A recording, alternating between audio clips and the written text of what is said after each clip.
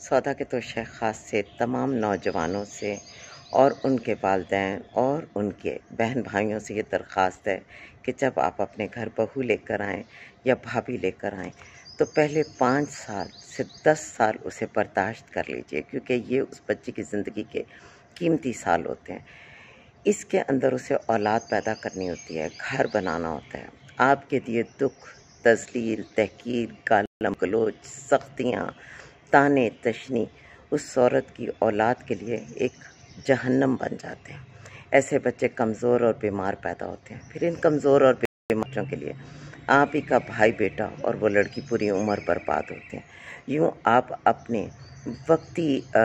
تانوں کے لیے، تشنی کے لیے، انتقامی کارروائیوں کے لیے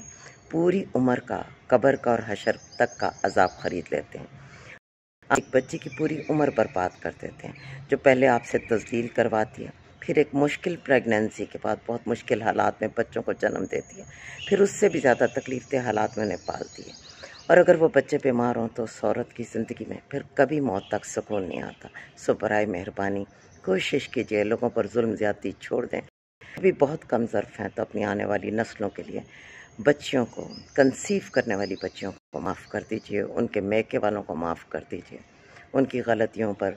ذرا ذرا سے ان کو ٹوکنا اور روکنا بند کر دیجئے۔